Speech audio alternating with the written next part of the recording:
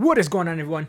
Magna Warrior information just dropped. I was right about to leave the house, but I gotta make this video first before I leave. I want you guys to all know Magna Warriors are officially being released for Rush Duels, and let's go over the cards. First, we're gonna have a fusion monster, and it's gonna be called Magna Valkyrian, the Magna Wings. Alright, level 9 Earth Rock Fusion Effect Monster with 3000 attack and 2900 defense. That's pretty solid stats. The materials are Alpha, Beta, and Gamma the Magna Warrior, and the requirement for the effect is shovel 3 monsters from your graveyard into the deck.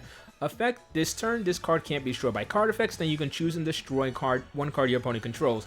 So that's not too bad. You get to remove a card from your opponent, and if you do have some protection during this turn against things like Mirror Force, so not too bad, but it is a very heavy commitment. It would be great if it couldn't be destroyed until the end of your opponent's next turn. That would have made it a lot better, especially since you're putting 4 cards into this. Each of your Magna Warriors plus Fusion.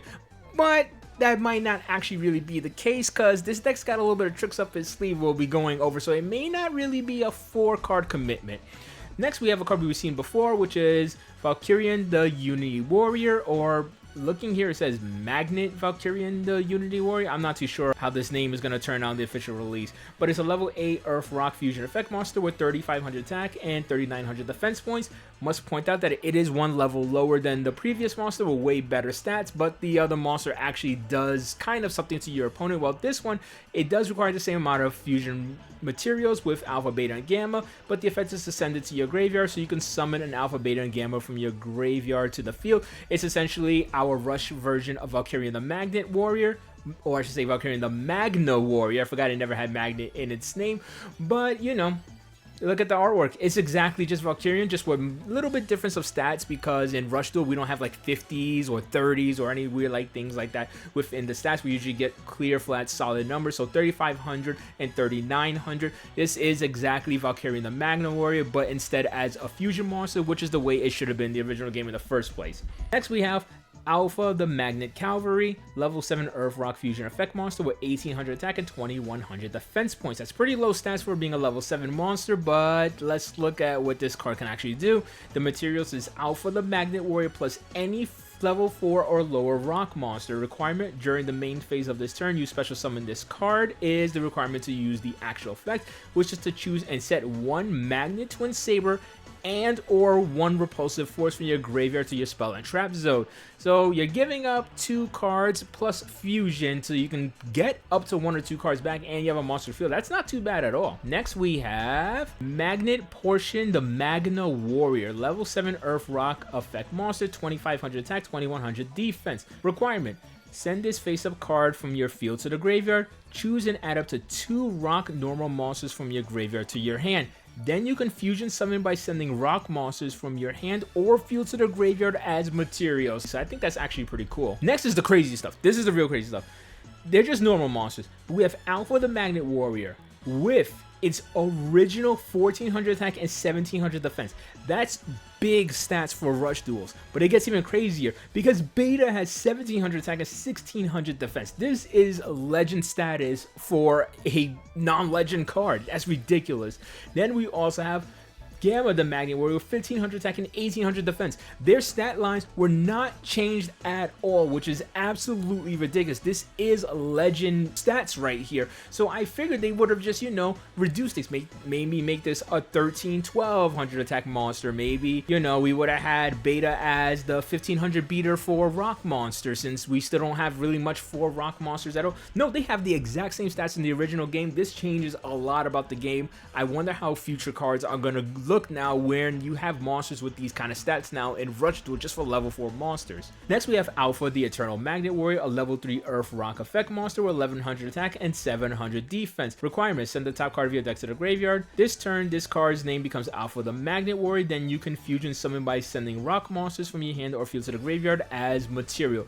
And I won't front with you, there's also Beta the Eternal Magnet Warrior, and there's also Gamma the Eternal Magnet Warrior, and they're all gonna pretty much have the same effect. send the top card of your deck to the graveyard, and they're all gonna count as the Magnet Warrior they represent. So Eternal Gamma is gonna count as Gamma, Eternal Beta is gonna count as Beta. So we don't really have to go over them. They even have the same levels, but just a minor difference in stats in that Beta has 600 defense, Gamma has 800 defense, and Alpha has 700 defense. But the important thing is, with each one of these cards, they can count as the proper Magnet Warrior that you need, and you will be able to fuse into any of the Magnet Warrior fusions. That's insane. This is why I was thinking you may not even need fusion for the deck. Between the Portion Valkyrian and these Eternal Magnet Warriors, you don't actually need fusion for the deck. These monsters can pull it off all on their own. Now next we have one of the two cards that can be set by our Alpha Fusion monster. It's going to be Magnet Twin Saber, an equip spell. Requirement: equip to one face-up rock monster in the field. The equipped monster gains 300 attack. If it is Valkyrian, the Unity Warrior, it can make up to 2 attacks on monsters each turn. So while Valkyrian, the Unity Warrior's effect is only to split apart into the smaller Magnet Warrior pieces, if you do want to keep it on the field, you can equip it with this card, and it will be a 3800 attack monster that will be able to do 2 attacks on monsters per turn. Lastly, we have Repulsion Force, or normal trap card. Requirement: when your opponent normal or special summons a monster, or an opponent's monster declares an attack, shuffle 3 rock monsters from the graveyard into the deck. Choose and change one face-up monster your opponent controls to face down defense position. So just a little bit of battle protection, and you do get to recycle your Magnet Warrior, because I have a feeling you're gonna be sending your Magnet Warriors to the graveyard every single turn because you're constantly gonna be fusing. So let me know, what do you guys think about this new Magnet Warrior support?